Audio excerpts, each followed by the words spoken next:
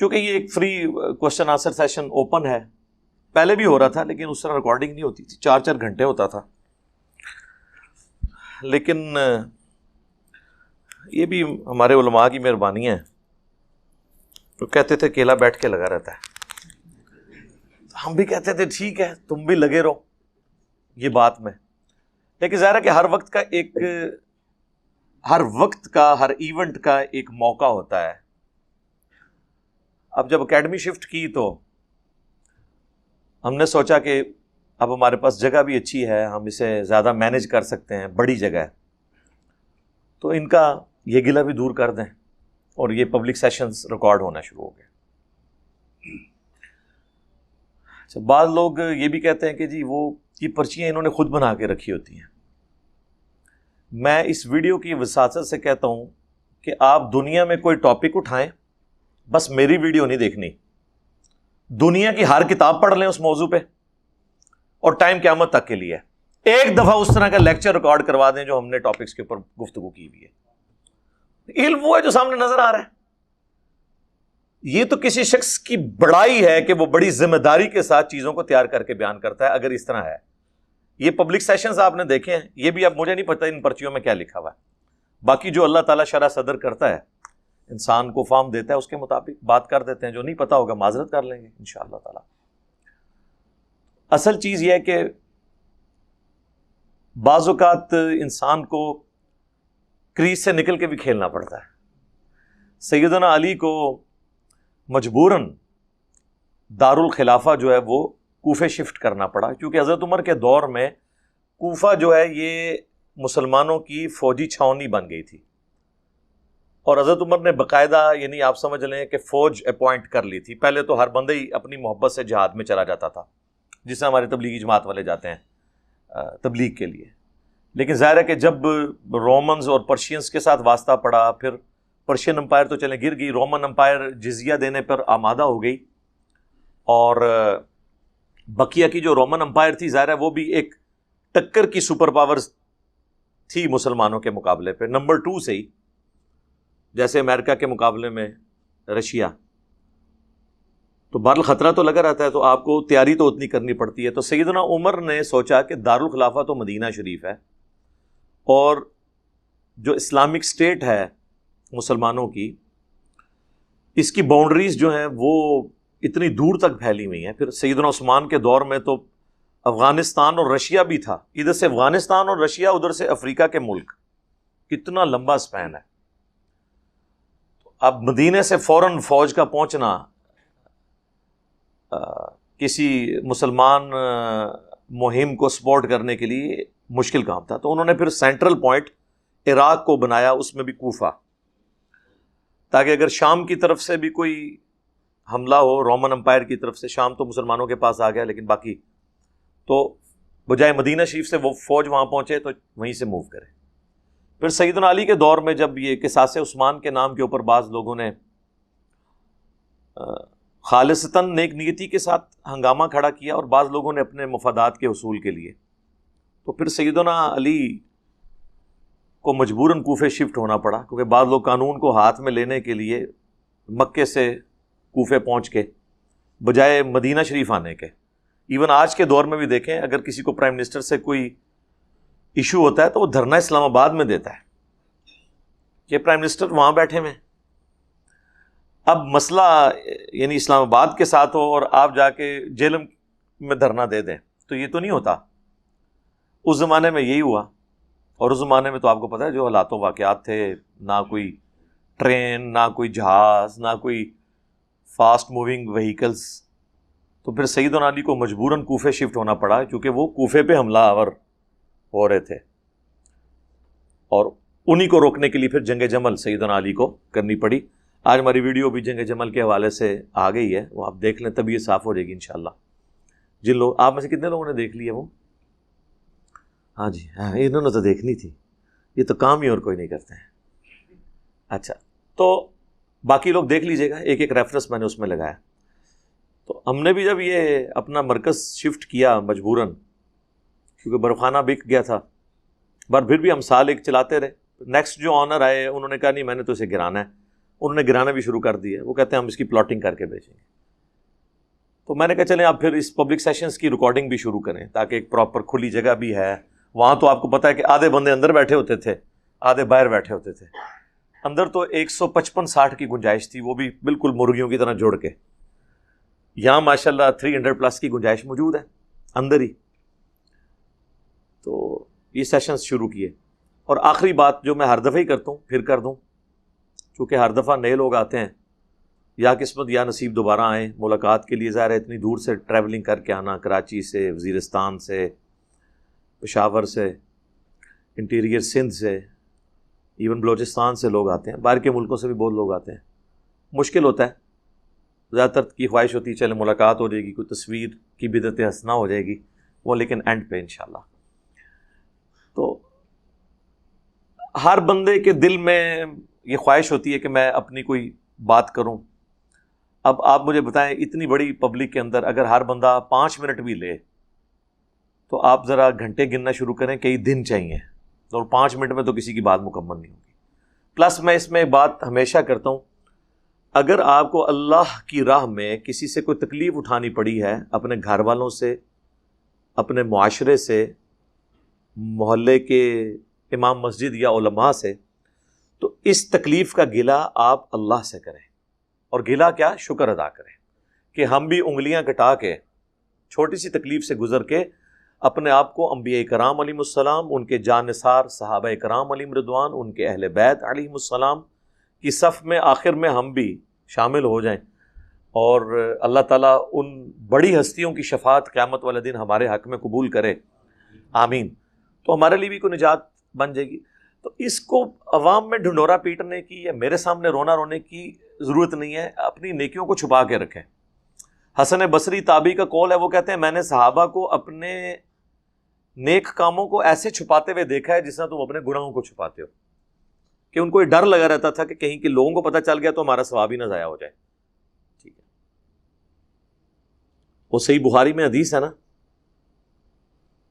سیدنا ابو ہریرہ رضی اللہ تعالیٰ عنہ کے سامنے ایک دفعہ بھنی ہوئی بکری کا گوشت پیش کیا گیا. اب عرب کے وہ اس معاشرے میں جہاں روکھی سوکھی بھی مشکل سے لوگوں کو ملتی تھی, اللہ نے ایک نبی کی برکت سے, دین اسلام کی برکت سے انہیں یہ عروج دیا کہ وہ اس قسم کے مہنگے مہنگے کھانے بھی افورڈ کرنا شروع ہو گئے. یہ وہی ابو ہریرہ ہیں جن کے بارے میں بخاری میں آتا ہے کہ میرے پر کئی دن کا فاقہ ہوتا تھا, میں اصحاب صفہ میں سے تھا, پیٹ کے بل لیٹا ہوتا تھا, اور راستے میں چلنے والے لوگ مجھے ٹھڈا مار کے چیک کرتے تھے کہیں مرغی کا دورہ تو نہیں سے پڑا ہوا, اور میں اپنی بھوک کی وجہ سے لیٹا ہوتا تھا, اور اتنی طاقت نہیں تھی کہ میں اٹھ سکوں.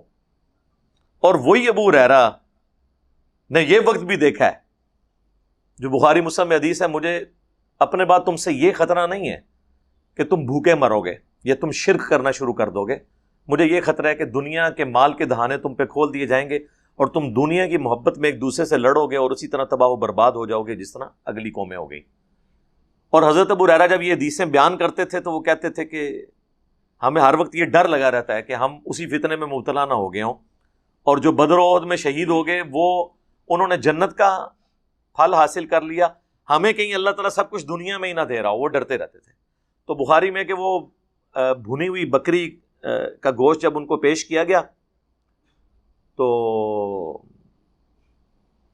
حضرت ابو ہریرہ رضی اللہ تعالیٰ عنہ کو فوراً وہ حدیثیں یاد آ گئیں کہ مجھے یہ خطرہ نہیں کہ بھوکے مرو بلکہ دنیا کے دہانے تم پہ کھول دیے جائیں گے.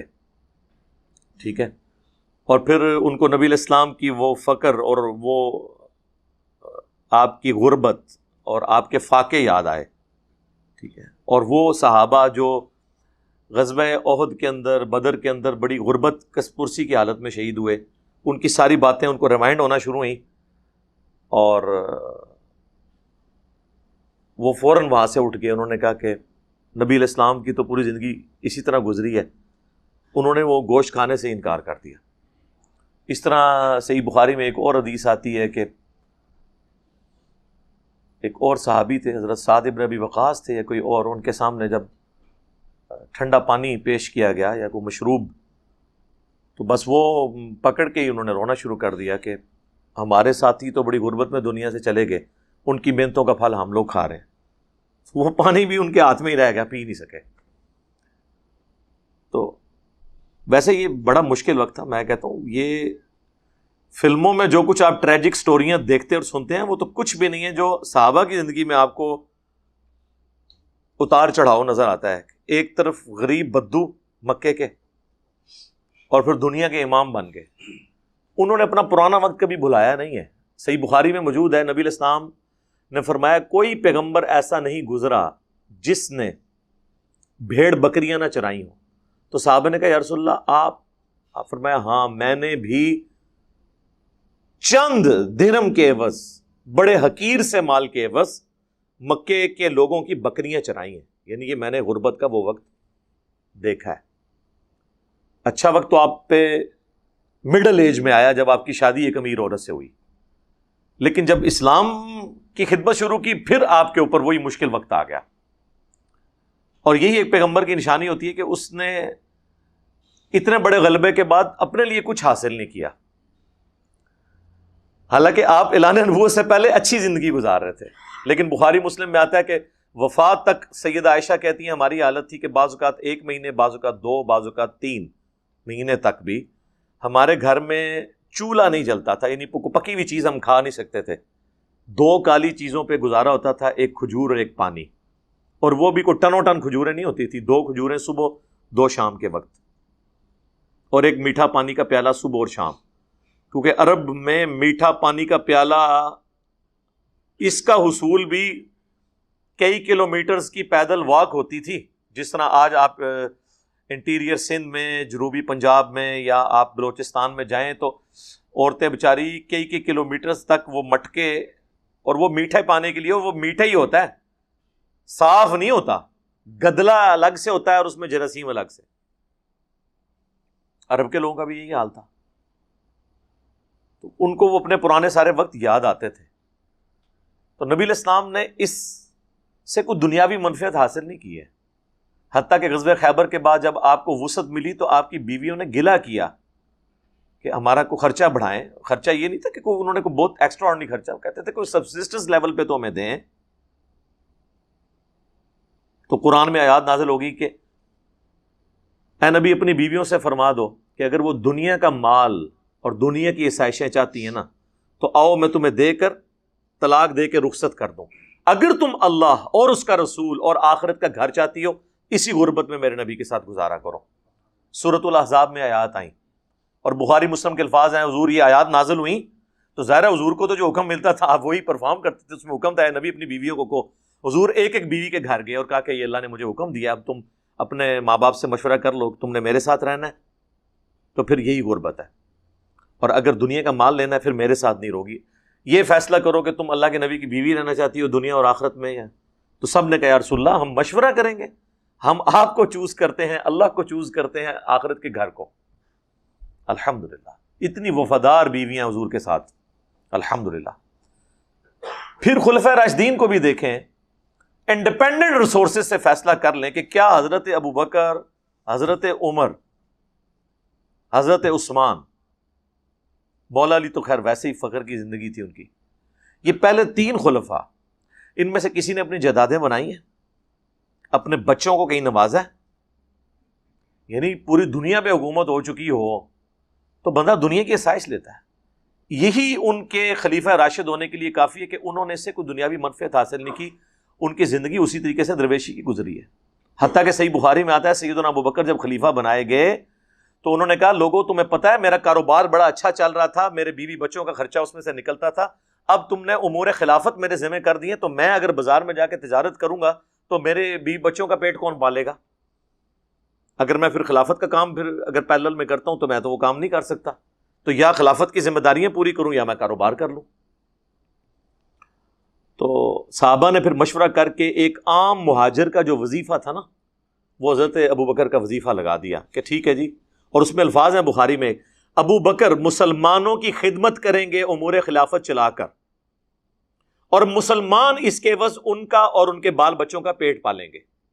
ہائے ہائے یار, خلیفہ وقت اتنی بڑی پوسٹ کے اوپر کیا ہمارا پرائم منسٹر, ہمارے آرمی چیف یا ہمارے ریاستی اداروں کے لوگ اپنے بارے میں یہ جملہ سن سکتے ہیں کہ یہ لوگ پاکستان کی خدمت کریں گے اور پاکستان کی عوام ان کا اور ان کے بیوی بچوں کا پیٹ پالیں گے اپنے ٹیکسز سے.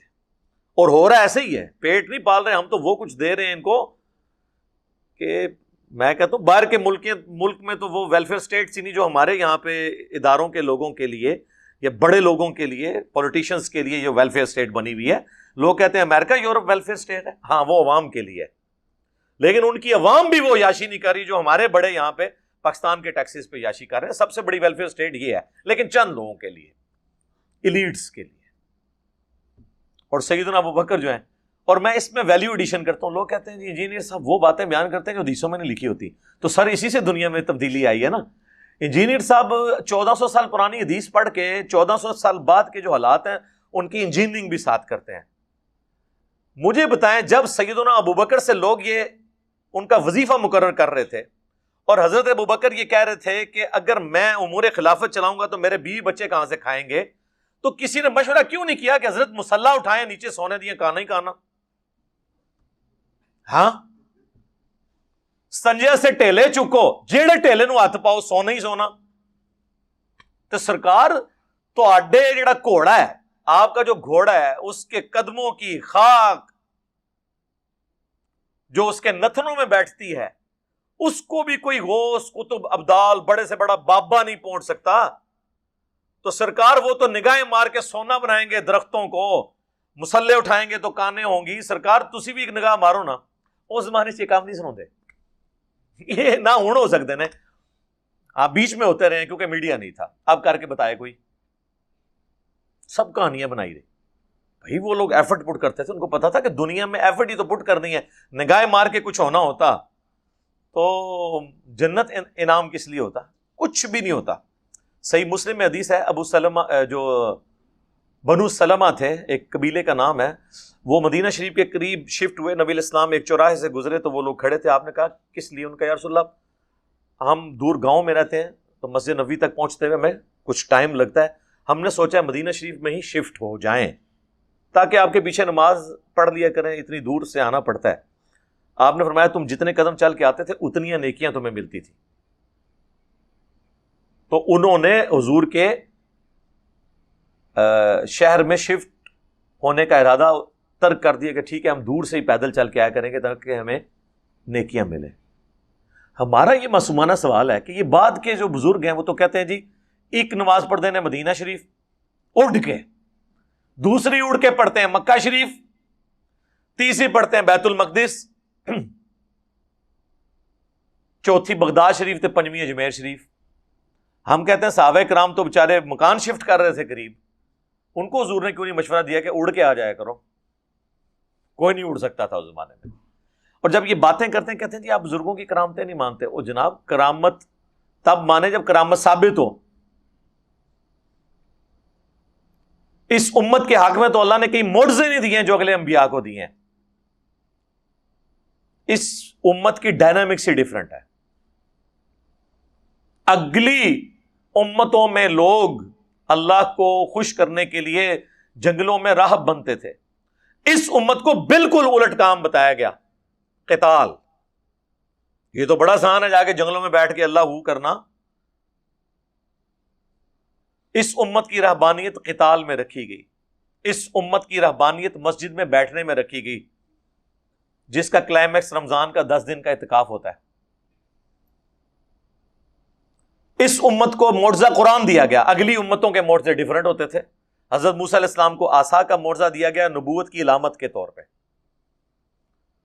اپنا وہ سوٹا پھینکتے تھے, لاٹھی اژدہا بن جاتی تھی, دوبارہ ہاتھ لگاتے تھے واپس. یہ ایکسٹرا آرڈنری معجزہ ہے.